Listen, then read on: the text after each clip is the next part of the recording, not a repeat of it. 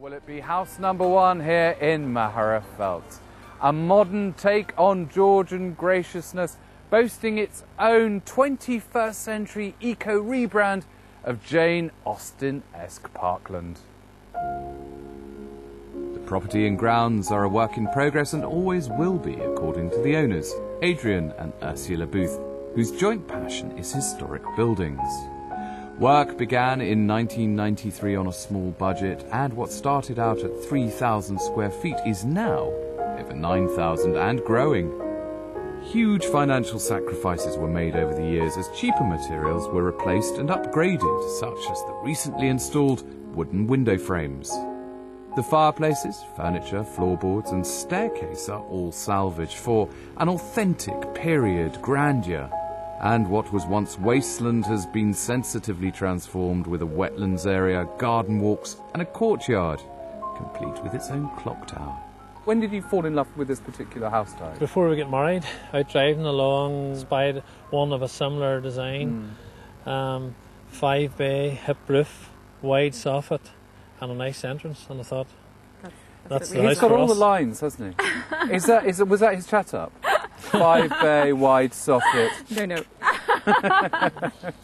One of the problems when you try and new build Georgian is you build it all at the same time, whereas actually things would have evolved over time. Yeah. Did you do that deliberately, or was that just, you know, the way it happened? It's probably the kind of person that I am. Another thing I try to do as well, try to use local labour. Yeah. I'd say the furthest away, tradesman is maybe, 4 or 5 miles away.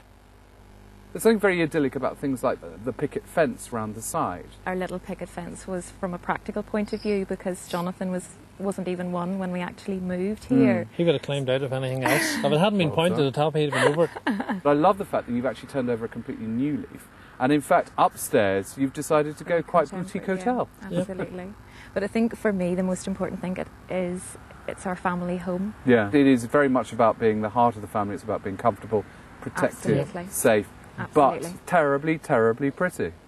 Well, let's go inside and catch up with Michael and see what he thinks of the way that the house is laid out.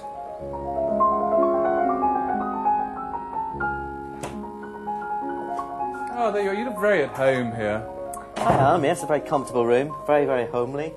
You know, the formal Georgian exterior, it sort of carries through into this room particularly. The other side of the house is very different. It's much more relaxed and informal. It's more easygoing, isn't it? It's more family orientated. So it's funny because, of course, traditionally you split a house the other way. You've got the formal front, the front room, and then the you know, informal back, but they've got the space here.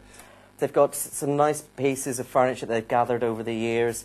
The fireplace in here and the bookcase are particularly nice items, but they haven't cluttered it so that they are focal points, aren't they? Yes. They've taken inspiration at different stages. This arch between... Yes, this is interesting, isn't it? It's an exact copy of one in our dress house, which is a National Trust property here. Yeah. That is obviously where they're getting most of their inspiration from. It does all feel very grand, it feels very grown up, it feels quite posh, but actually, of course, they have done it themselves, and you can see that. And their ideas have changed as well, which is good. You know, they originally had the PVC windows. They then decided they wanted to put the hardwood sashes in, which was great. So they're making it more sophisticated. They're upgrading things already, which is. But the main emphasis has always been on it being a family home. Yeah. And the house has evolved and it's reflecting that. Yeah, it is, yeah. So there we are, a very strong Georgian flavour downstairs. What's it like upstairs? Let's go meet Suzanne on the landing.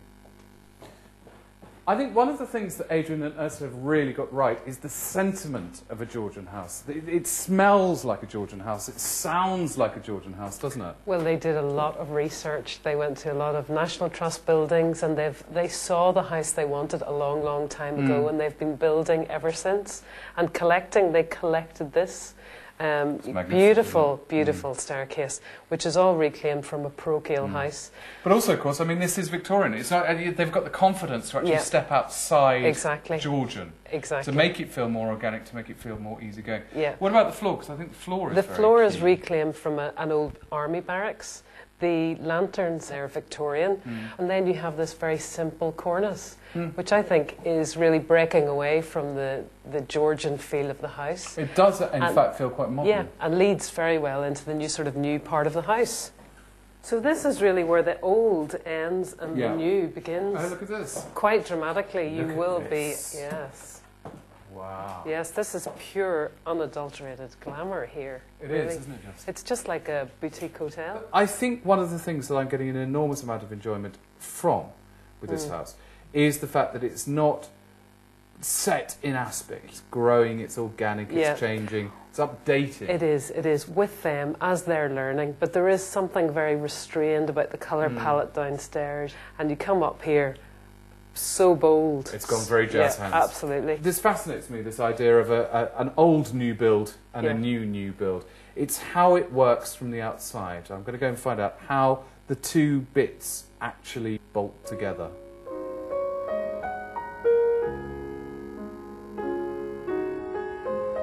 Weirdly, there are people that think that Georgian's easy. It's just about sort of blah blah columns and blah blah squares. And, but actually, to get it that right, you need to be quite eloquent, don't you? You do. You need to know what you're doing. Especially when you start off here with a field, there's just nothing here. So they've got the front of it right, the approach is right. They've continued it along the side and the back to create these spaces and to give detail. But then the big thing is that with the original house coming round the corner, then you've got this stable block, but then that ravishing little curve. Yeah, the little curve, which is extremely difficult to do. They have researched it, and I think this is the key, because a little semicircular link like that is very usual in a grand Georgian mansion. And it's not just in the building, it's the orchard, it's the paddock, it's the drive they have at the approach, the pond, and all the planting that they've done around this. This is where you should spend the money on the parts around the building, not just the building itself. One of the things that I feel very much about Adrian and Ursula is the fact that they've got under the skin of Georgian. Do you think that works? Is it seductive to you? Has it turned you, Des, into Mr. Darcy? This building has seduced me because it's not just about creating a statement, it's about creating something that's got a little bit of warmth to it, is inviting and has an element of style. So, yes. What a wonderful way to start our last programme before the final. That was house number 1.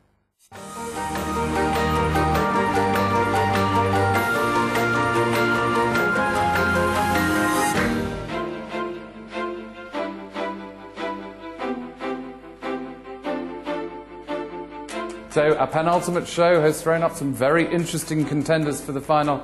Before the judges start their deliberations, let's remind ourselves. Property number 1 is Adrian and Ursula's gracious Georgian country house in Magherafelt, set in 4 acres of stunning parkland.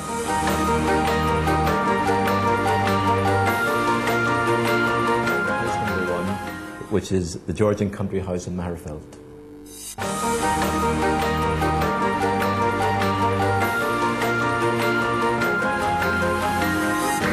There we are. Congratulations to Adrian and Ursula, who take their place alongside the other 5 contenders.